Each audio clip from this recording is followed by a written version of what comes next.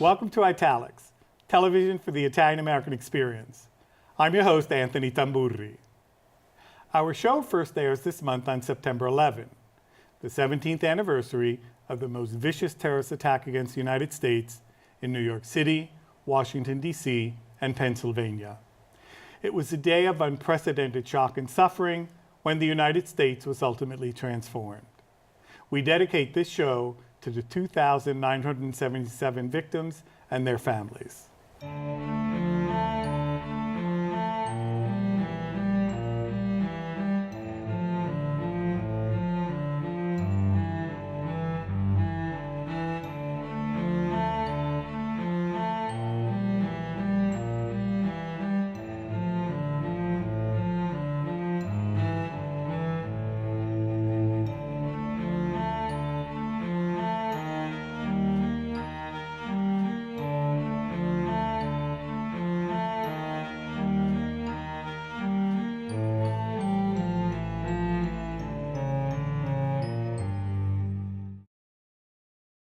On this episode of Italics, we will discuss the Columbus Citizens Foundation's annual major celebration of Italian culture, the Columbus Day Parade, and other events and activities that benefit many within our community. Our guests today are Marian Pardo and Angelo Vivolo. Marian Pardo is the current president of the Columbus Citizens Foundation, and Angelo Vivolo is the chairman of its board of governors. Marian Pardo joined the foundation in 1994. She has served on various committees, as well as having been treasurer and vice president. Ms. Pardo is an independent director on the board of the J.P. Morgan Mutual Funds. Having spent her career in institutional investment management, she is the foundation's first woman president. Angelo Vivolo has been a member of the foundation since 1986 and has played an active role throughout his membership, having just finished 3 years as president. He is also responsible for having established the foundation's Executive Advisory Council. He serves on the board of John Cabot University in Rome, and he is the president of the Columbus Heritage Coalition, as well as the Francesco and Mary Giambello Foundation. Welcome to Italics, Marian and Angelo. Thank you. Thank you. Good to be here. It's good to have you back. We skipped a year, but you're back. This is your first time, so welcome. It is. Thank you. We're told that repetition is the best form of education. We've spoken about in the past the history of the Columbus Citizens Foundation. So the founder, we know, was an immigrant himself who pulled himself up by his bootstraps. And the first parade was way back when in 1929, if I'm not mistaken. Generoso Pope was the founder, and it was the Christopher Columbus Committee originally. And as years went by, it eventually became a foundation, and that's what it is presently. And yes, Marian is the first. I'm very proud that Marian is the first woman president of the foundation. Yeah, I was going to introduce it as the first woman to have crossed the threshold of to the presidency, as opposed to using those other terms of, you know, the violence of breaking barriers and things of that sort. Right, exactly. Yeah, but really, congratulations. Thank you. Well, anyone, as you know, who's part of the Columbus Foundation doesn't feel like it's a barrier, because very quickly you feel it is your family. Yeah, exactly. And sort of shared value systems, shared objectives is what we're all about. Yeah. Back in 1929, of course, part of the original mission was to benefit immigrants, right? Trying to create a new life for themselves in New York City. So it was still leaning toward the old mutual aid society, and before all the social welfare safety nets of today, none of those existed, of course, back then. But then, as you mentioned, it became a foundation and is involved in, and this is one of my favorite, it's the main activity, I think I can say, of the foundation, and correct me, philanthropy. Philanthropy also in helping young Italian Americans and scholarships from elementary school to college. Mm-hmm. That's exactly right. Yeah. And as you point out, as the immigrant process progresses, you go from needing basic subsistence to the next generation and the next generation. So over that time, we have in fact focused our efforts on helping support education. And as everyone in the audience knows, especially CUNY, the costs of education are enormous. So we all try to do our part to help and mitigate that. Mm-hmm. Let's talk about the Columbus Parade, because this year, in a few weeks, we'll all be on Fifth Avenue, and it's the 74th year, right? And so every year there's a Grand Marshal and other honorees. What's happened this year, actually, I have to give credit to our Grand Marshal of last year, Lenny Riggio, who insisted that we have a theme. And last year's theme was Italian authors. And so this year, Marian and I came up with the idea of educators. So our theme for the Columbus celebration this year is educators and education. And towards that end, we believe we have an outstanding group of honorees and Grand Marshal. Our Grand Marshal is Chiarello. He is the president of First Data Corporation and a major contributor to various universities and major contributor to this year's celebration. An incredible contributor. And then we have Donna Rapaccioli, who is the dean of the Gabelli School of Business, a very worthy recipient. And we have the honor of having Matilda Cuomo, who, as you know, began the mentorship program way back when her late husband, Mario Cuomo, was the governor. And in addition to her, we have Margaret Cuomo. And Margaret Cuomo has been a staunch supporter of the Italian language program.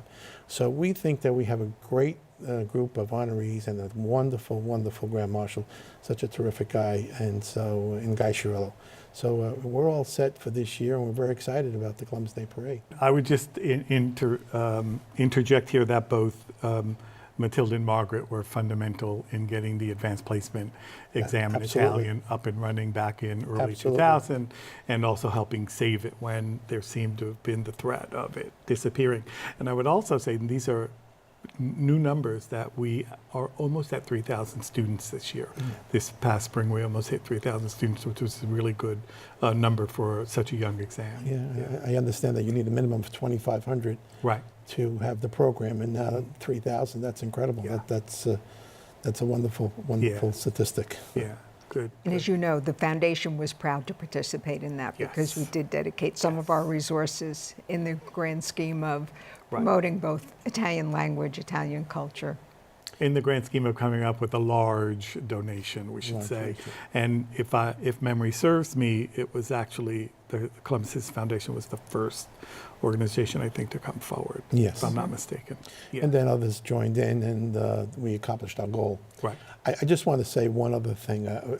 As much as our goal is philanthropy and education and scholarship, we are a cultural cultural as well as anything else. We try to promote our culture and heritage by acknowledging and recognizing wonderful individuals in our community, and there are many, and that's part of our goal. And also, as Marian, I'm sure will speak of, we have special events at the foundation itself with wonderful speakers, and it's part of our mission.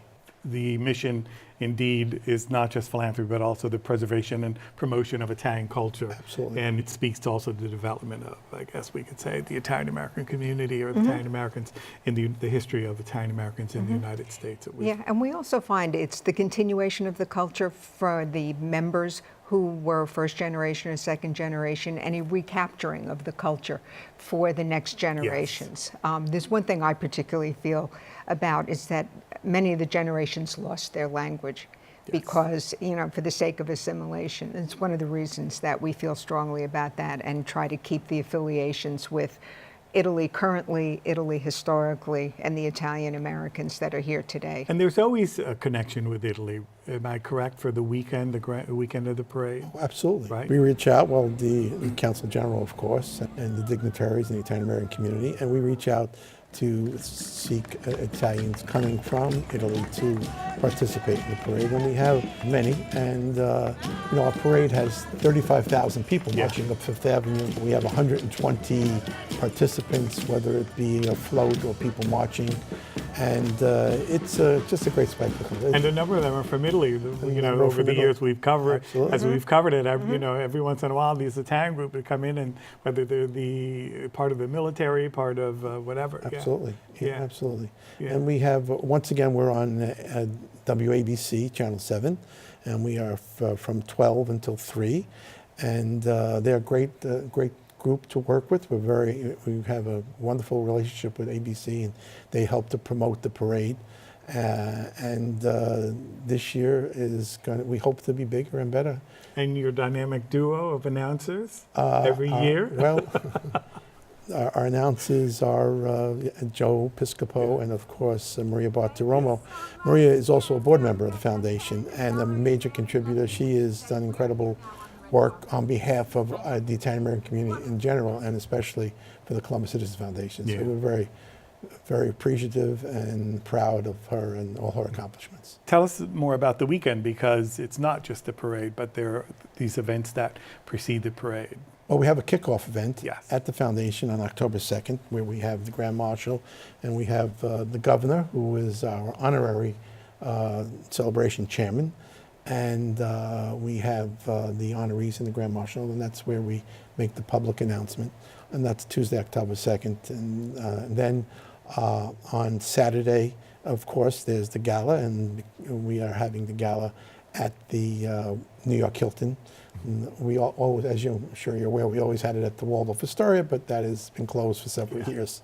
And then on Sunday, there's the laying of the wreath at Columbus Circle, and we have all of the public servants who are Italian Americans there, and the president speaks, and so does several others, the Consul General. And then on Monday, my favorite, I shouldn't say my favorite, but I really enjoy St. Patrick's Cathedral for the Mass. And Cardinal Dolan will be there again this year, and then followed by the biggest and the best Columbus Day Parade in the world, coming up Fifth Avenue Monday. I must admit, my favorite part of the weekend is in fact the wreath-laying ceremony at Columbus Circle, at the statue of Columbus, because it commemorates the founders, it commemorates the immigrants who financed that statue, and importantly, it's the uniformed services in New York. So it's really what represents what you and I were talking about before, the marriage of Columbus Foundation carrying the torch for the parade, but it's really being a New York City celebration, and one that is meant to be very open to all of the participants in New York City, and a celebration of all of our ethnicities. Yeah, and that statue is very important. It's very significant and very symbolic of the history of Italians in the United States. As Marian said, it was built on the contributions of Italian American immigrants. Right. It was built in 1892 in Italy, and it was brought here, and it was celebrated by thousands. As a matter of fact, when it first was released, there were 10,000 plus people that celebrated Columbus and the statue at that time. And I don't know if you remember, a few years ago, the New York City Arts Commission actually celebrated the statue also by building the room around it, and you could take the elevator up to the statue. And with that, they did a marvelous cleaning and restoration of the statue. It really is a beautiful statue. It was great. It was great. I thought it was great.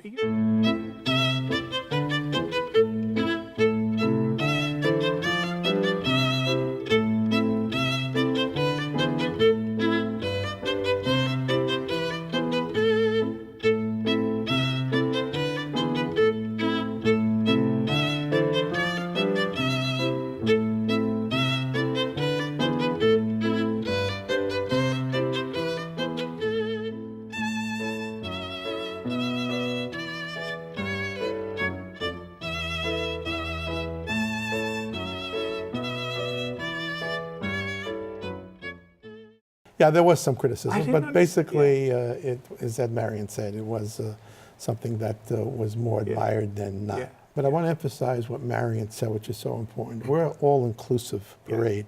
We welcome all Italians and non-Italians to participate. It's a great day, and God willing, The weather is the good. weather is good. It'll be a spectacular day. Yeah, you can see that the groups are not only predominantly, but not only Italian or Italian American. And the high schools that come from around the area come from New Jersey, come from Connecticut, not just New York. You know, I mean, that too speaks volumes, I think, for inclusiveness. The largest Christopher Columbus statue in the world is in Puerto Rico. Yes. So we welcome all Hispanics to walk with us on Columbus Day. Columbus was the first joining with the Hispanics. He did, after all, sail for Queen Isabella. Yeah, lest they did, lest we forget. Yeah. Yes, he did. You've been a member since '94. You've been a member since '86. So you've seen a lot of honorees and marshals. What are some of the more memorable moments with some of the marshals? Well, you know, it's very difficult for me to say, because I've been a member for 32 years and I've seen all of them, and they, in their own right, each one has been special. What stands out to me, I guess, are those who I've become good friends of, like Joe Palmieri and Frank Bizignano and Maria Bartiromo, of course. Yeah. I may be my favorite of all, so she's a dear friend. And Mario Andretti. I told you it was a lot of fun. That parade was a lot of fun. Yeah. And I guess Cavalli probably had one of the more exciting parades.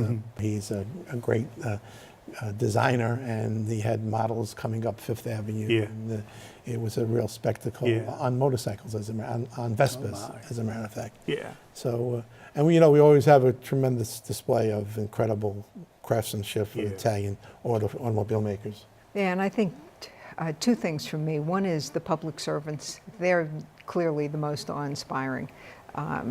Antonin Scalia was Grand Marshal one year, and Peter Pace.